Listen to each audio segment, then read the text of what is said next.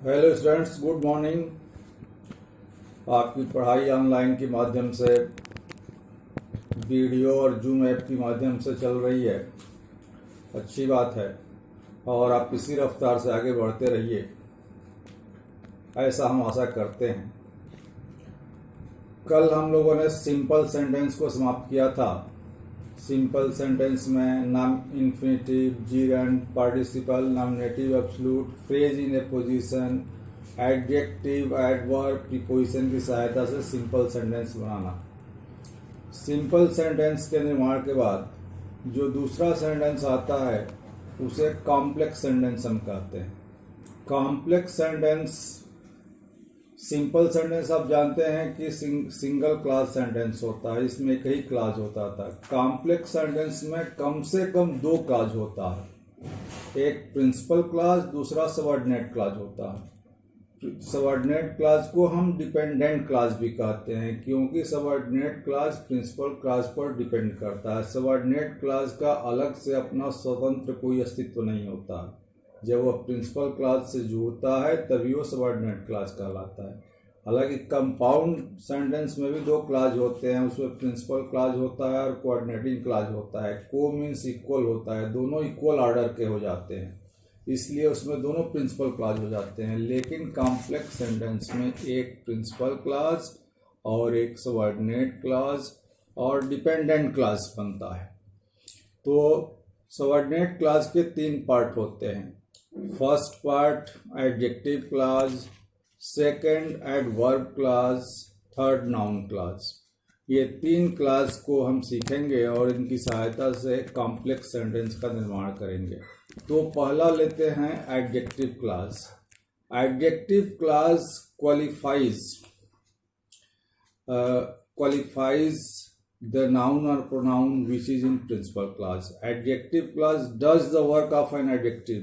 Adjective class adjective का काम करता है, जो एक विशेषण कार्य करता है वही काम हम एक क्लास से लेते हैं। जैसे कहेंगे कि Mohan is a student, he is very gentle. अगर सिंपल सेंटेंस बनाना होगा तो हो जाएगा Mohan is a very gentle student. लेकिन अगर इसी को कॉम्प्लेक्स बनाना होगा तो Mohan is a student who is very gentle. अब Mohan is a student principal clause हो गया, who is very gentle subordinate clause हो गया। ये कॉम्प्लेक्स सेंटेंस बन गया। तो चूंकि हमको कॉम्प्लेक्स बनाना है इसलिए कम से कम दो क्लास लाना ही है। दो से अधिक भी क्लास हो सकते हैं, तीन चार चाहे जितने भी हो सकते हैं, लेकिन एटलीस्ट टू क्लासेस। तो एडजेक्टिव क्लास की सहायता से कॉम्प्लेक्स सेंटेंस बनाना। एडजेक्टिव क्लास का देखिए निर्माण कैसे होता है। एडजेक्टिव क्लास का निर्माण रिलेटिव प्रोनाउन से होता है। रिलेटिव प्रोनाउन के अंतर्गत who, which, that, why, when, how, where, as का प्रयोग करते हैं। इनसे जब दो क्लासेस को जोड़ते हैं तो दूसरा जो क्लास बनता है वो ऑटोमेटिक सबऑर्डिनेट क्लास या डिपेंडेंट क्लास कहलाता है। अब हु का प्रयोग है, देखिए हु से जब रिलेटिव प्रोनाउन बनता है तो इसमें जो वाक्य आता है उसकी मीनिंग ज से शुरू होता है। जैसे एक सेंटेंस हम बोलेंगे हु आर यू, तुम कौन हो, यहाँ क से होता है। लेकिन एक दूसरा सेंटेंस देखिए, this is the boy who has topped the class, यही छात्र है जो क्लास में प्रथम स्थान प्राप्त किया है। तो हु का अर्थ यहाँ पर जो से शुरू होगा। तो who, which, why, when, where, how, ये जितने रिलेटिव प्रोनाउंस है इनका अर्थ हिंदी में ज से शुरू होगा, इस बात को ध्यान में रखिएगा। तो हु का प्रयोग कहाँ किया जाता है?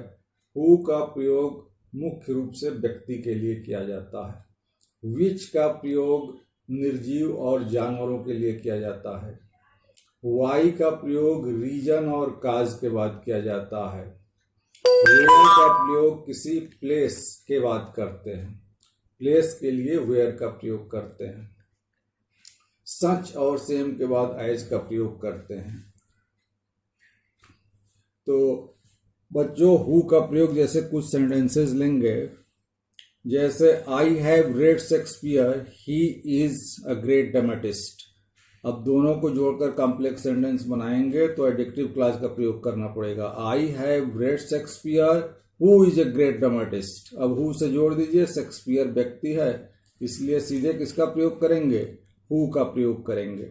अब देखिए इसमें एक बात ध्यान देने योग्य है कि रिलेटिव प्रोनाउन अपने एंटेसिडेंट के साथ रहता है। एंटेसिडेंट क्या होता है, जिस नाउन को या प्रोनाउन को क्वालिफाई करता है एडजेक्टिव क्लास, ठीक उसी के बाद रखा जाता है। जैसे मैं एक सेंटेंस दे रहा हूं, some boys are naughty they make a lot of noise in the class. अब दोनों सेंटेंस को जोड़ेंगे तो अगर सीधे आप जोड़ देते हैं some boys are naughty who make a lot of noise in the class, तो ये सेंटेंस आपका करेक्ट नहीं होगा, क्योंकि जिस बॉयज के लिए हु का प्रयोग हुआ है उसके साथ ही में रहना चाहिए। Some boys who are naughty make a lot of noise in the class. Relative pronoun को मैक्सिमम इसके एंटेसिडेंट से अलग न कीजिए, मीनिंग अलग निकलने लगेगा। जैसे एक सेंटेंस लीजिए, शंकु stole the gold watch, he felt guilty. अब दोनों सेंटेंस को जोड़ करके कॉम्प्लेक्स बनाया, शंकु stole the gold watch, he felt guilty. शंकु गोल्ड वॉच चुराया, वह गिल्टी फील किया।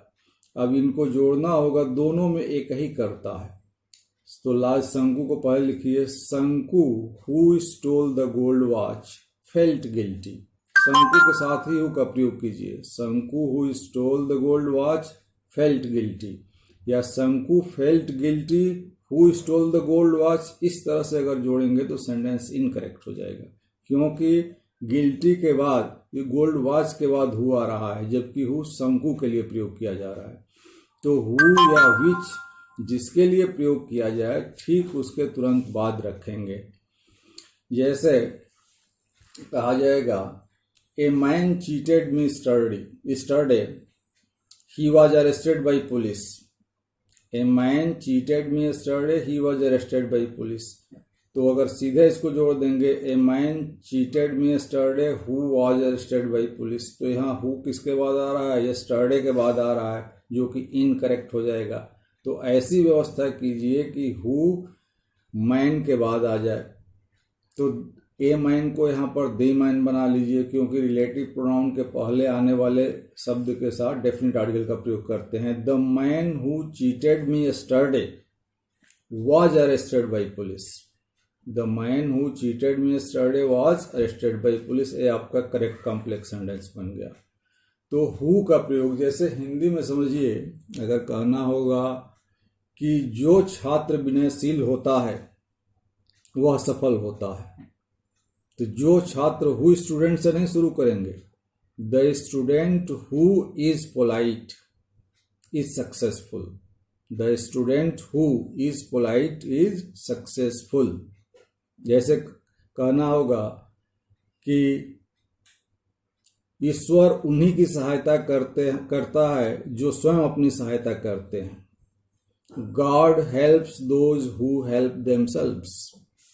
तो आप मैक्सिमम ये ख्याल रखेंगे कि रिलेटिव प्रोनाउन अपने एंटेसिडेंट मीन्स होता है पूर्व सूचक, यानी जिसके लिए प्रयोग किया जाता है ठीक उसके पास रखा जाता है। विच का प्रयोग निर्जीव वस्तु और जानवर के लिए करते हैं। जैसे she bought a book it is very costly. अगर दोनों को जोड़कर सिंपल सेंटेंस बनाना होगा तो आप जोड़ देंगे कि she bought a very costly book, ये सिंपल सेंटेंस होगा। कॉम्प्लेक्स में she bought a book which is very costly. जो आप क्वालिफाई कर एडजेक्टिव का प्रयोग कर रहे हैं उसी को एक क्लास के द्वारा एक्सप्लेन कर दीजिए, वो कॉम्प्लेक्स सेंटेंस बन जाएगा। और एग्जाम्पल लिखिए, जैसे I have found the book I lost it yesterday. तो जोड़ दीजिए दोनों को कॉम्प्लेक्स सेंटेंस बनाने के लिए। I have found the book which I lost yesterday. मैंने बुक पा लिया जिसको कि मैं कल खोया हुआ था।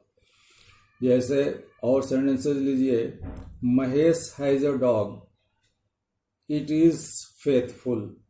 जोड़ दीजिए, Mahesh has a dog which is faithful. अब डॉग निर्जीव है, जानवर है, इसके लिए विच का प्रयोग किया जाएगा। अब नेक्स्ट देखिए, जैसे कहना होगा जो पुस्तक आपने खरीदी है वो बहुत उपयोगी है। तो सेंटेंस को अगर ट्रांसलेट करना होगा तो आप लिखेंगे the book which you have bought is very useful. The book which you have bought is very useful. The book के साथ ही यूज रहेगा, एंटेसिडेंट रिलेटिव प्रोनाउन से अलग नहीं होगा, अदरवाइज सेंटेंस की मीनिंग बदल जाएगी और इनकरेक्ट हो जाएगी। विच के बाद हुज का प्रयोग करते हैं।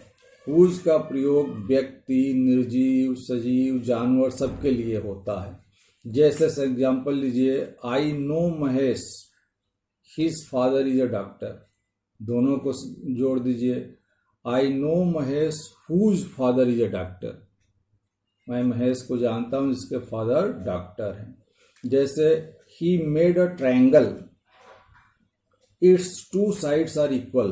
उसने ट्रायंगल बनाया, इसकी दो भुजाएं आपस में बराबर है। He made a triangle whose two sides are equal.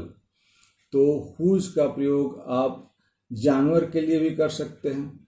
जैसे he has a horse its tail is small. He has a horse, its tail is a small. He has a horse whose tail is small.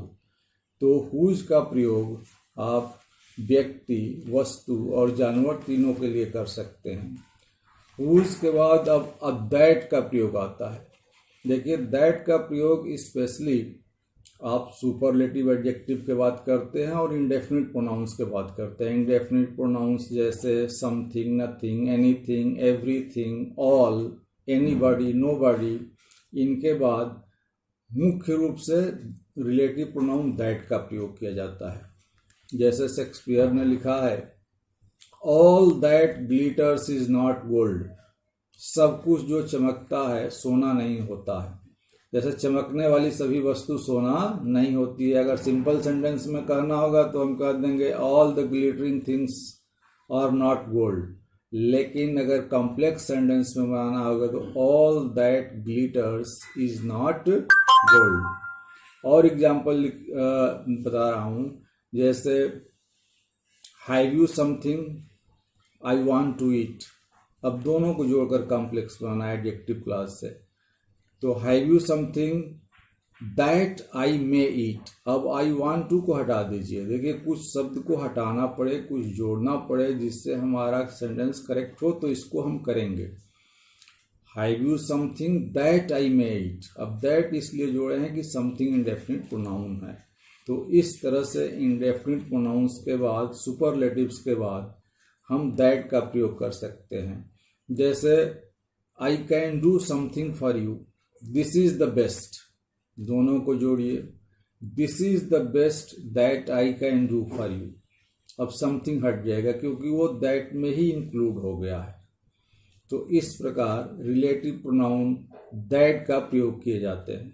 जैसे there was nobody she wanted help. कोई नहीं था, वह सहायता चाहती थी। तो there was nobody that could help her. अब वांटेड यहाँ से हट जाएगा क्योंकि हम कॉम्प्लेक्स बनाना है। There was nobody that could help her. अब हु का प्रयोग भी कुछ लोग कर सकते हैं, कर देते हैं, लेकिन इनकरेक्ट है। स्पेशली सुपरलेटिव एडजेक्टिव्स और इंडेफिनिट प्रोनाउंस के बाद आप दैट का ही प्रयोग करें। अब देखिए वाई का प्रयोग होता है। रीजन और काज के बाद वाई का प्रयोग होता है। रीजन और काज जहाँ पर आ जाए वहाँ रिलेटिव प्रोनाउन हु, विच और दैट के जगह पर आप वाई का प्रयोग करेंगे। जैसे एग्जाम्पल लीजिए, he is absent today, I don't know the reason. दोनों सेंटेंस को जोड़िए तो होगा। अब जैसे पहले वाले बाद वाले को पहले भी लिख सकते हैं, पहले वाले को बाद में भी रख सकते हैं। सेंटेंस करेक्ट होना चाहिए। I don't know the reason why he is absent today. मैं कारण नहीं जानता हूं कि वह क्यों आज एब्सेंट है। जैसे Rekha is weeping, please tell me the cause. Please tell me the cause why Rekha is weeping. Cause और रीजन दोनों का अर्थ कारण होता है और इसके बाद वाई का प्रयोग करते हैं। ठीक है, वाई के बाद किसी प्लेस के बाद वेयर का प्रयोग करते हैं। जैसे दो सेंटेंस लिखिए, this is Prayag, Pandit Nehru lived here, जोड़ दीजिए, this is Prayag where Pandit Nehru lived, आप कॉम्प्लेक्स सेंटेंस बन गया। जैसे this is a house, he was born here, this is a house where he was born. किसी भी स्थान का प्रयोग के बाद वेयर का प्रयोग करते हैं। समय के बाद वेन का प्रयोग करते हैं। जैसे Lord Krishna took incarnation, it was midnight, तो दोनों सेंटेंस को जोड़िए, it was midnight when Lord Krishna took incarnation. एक और सेंटेंस लिखिए, it is 9 o'clock the school opens then, तो it is 9 o'clock when the school opens. अब सच और सेम के बाद एज का प्रयोग करते हैं। जैसे देखिए, Mahesh can not tell a lie, he is such a boy, दोनों को जोड़ दीजिए, Mahesh is such a boy as can not tell a lie. अब दैट और हु की जगह पर यहाँ एज का प्रयोग करते हैं। जैसे she gifted me a book, this is the same book, तो this is the same book as she gifted me. अब दैट की जगह पर यहाँ पर एज का प्रयोग कीजिए। देखिए, दैट का भी प्रयोग यहाँ पर हो सकता है। अगर बुक वही है, कंप्लीट आइडेंटिटी है, तो दैट का भी प्रयोग हो सकता है। लेकिन वैसी बुक है, उसी प्रकार की है, तो एज का प्रयोग होता है। तो सच और सेम के बाद एज का प्रयोग होता है। मैनर, मेथड, स्टाइल के बाद हाउ का प्रयोग किया जाता है। जैसे you can pass, this is the way, दोनों को जोड़िए, this is the way how you can pass. तो इस प्रकार कॉम्प्लेक्स सेंटेंस में एडजेक्टिव क्लॉज में रिलेटिव प्रोनाउन का प्रयोग करते हुए जितनी एक्सरसाइज है सबको सॉल्व कर जाइए, और जो क्वेश्चन फंसे तुरंत पूछ लीजिए। Thank you very much.